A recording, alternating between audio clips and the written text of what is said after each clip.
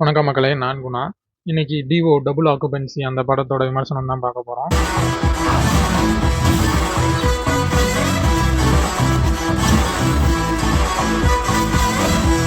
இந்த படம் என்ன கதை, என்ன ஒன்லைன்னு பார்த்தீங்கன்னா, புது முயற்சியாக பண்ணியிருக்காங்க. எந்த மாதிரினா, பகலில் பெண்ணாகவும் இரவில் ஆணாகவும் மாறுற ஒரு கதாபாத்திரம். அதுதான் முக்கிய கதாபாத்திரம். ஏன்னா அவங்க 2 பேருக்கும் பார்த்தீங்கன்னா, நினைவுகள் எதுவுமே இருக்காது. காலைல என்ன நடந்துச்சுன்னு அந்த ஆணுக்கு தெரியாது. இரவு என்ன நடந்துச்சுன்னு அந்த பெண்ணுக்கு தெரியாது. இந்த மாதிரி ஒரு குழப்பமான, ஒரு புதுவிதமான ஒரு இடியாப்ப சிக்கல் மாரி தான் இந்த கதை. அதுல இவங்க 2 பேரோட வாழ்க்கை எப்படி போச்சு, குழந்தை பருவத்துல எப்படி இருந்தாங்க, அதுக்கப்புறம் பருவத்துல எப்படி இருந்தாங்க, அப்ப என்னென்ன சிக்கல் இதனால இவங்க அனுபவிச்சாங்க, என்ன நல்லது கெட்டது நடந்தது. இதுதான் இந்த படத்தோட ஒன்லைன். இதுல இந்த காதல் அது இதுன்னு முக்கிய இடம் வகிக்குது. அந்த காதல் வாழ்க்கை தான் முக்கிய இடம் வகிக்குது. எப்படி இவங்க இவ அவனையும் அவ இவனையும் அவங்களோட காதலர்கள்ட்ட இருந்து அவங்க காதலர்களை எப்படி கன்வின்ஸ் பண்ணாங்க அப்படின்றதான் இந்த படம். கதை கொஞ்சம் புதுசா இருக்கு. ஆனா இன்னும் கொஞ்சம் எனக்கு படம் பார்த்த வரை என்ன தோணுச்சுன்னா, இன்னும் கொஞ்சம் மெனக்கெட்டு இன்னும் கொஞ்சம் யோசிச்சு அந்த மாதிரி கொண்டு போயிருக்கலாம்னு இருந்துச்சு. எடுத்தோடனே பார்த்தீங்கன்னா, இது எப்படி இவங்க இப்படி மாறினாங்க, இப்படி எப்படி மாற முடியும் அப்படின்றதுக்கு ஒரு காட்சி வச்சிருக்காங்க, விளக்கம் வச்சிருக்காங்க. அது அந்த அளவுக்கு ஏற்புடையதா இல்ல. அந்த காட்சிகளாகவும் சரி, இல்ல அந்த காரணமாகவும் சரி, இன்னும் கொஞ்சம் ஏதாவது யோசிச்சு நல்லா பண்ணியிருந்தாங்கன்னா நல்லா இருந்திருக்கும்னு எனக்கு தோணுச்சு. நீங்க படம் பார்த்துட்டு கருத்தை சொல்லுங்க. கருத்து பெட்டியில போடுங்க படம் பார்த்தவங்க.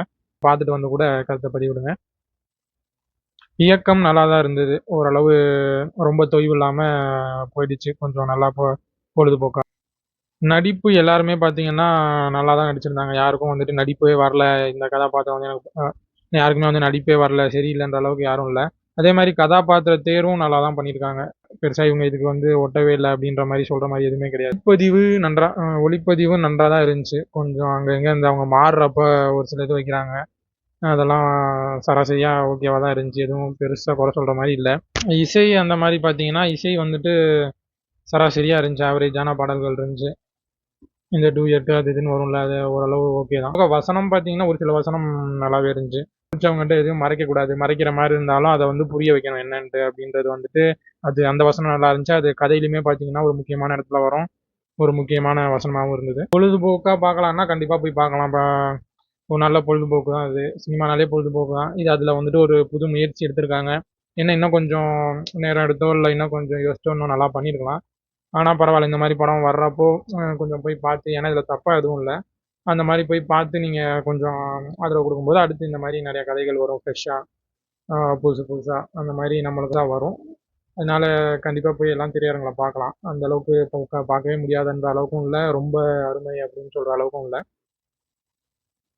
உணர்ச்சி வச காட்சிகள் இருக்கு. ஆனா உணர்ச்சி வச காட்சிகள் பார்த்தீங்கன்னா, எனக்கு பெருசா அத உள்வாங்க முடியல. இன்னும் கொஞ்சம் அது நல்லா பண்ணியிருக்கணுன்ற மாரி எனக்கு தோணுச்சு. உங்களுக்கு எப்படி இருக்குன்னு பார்த்துட்டு அதையும் கருத்து பெட்டியில பதிவிடுங்க. படத்த பார்த்துட்டு எல்லாம் கருத்து பெட்டியில உங்க கருத்த பதிவிடுவீங்கன்னு நம்புறேன். மற்ற ஒரு திரை விமர்சனத்துல சந்திப்போம். நன்றி, வணக்கம்.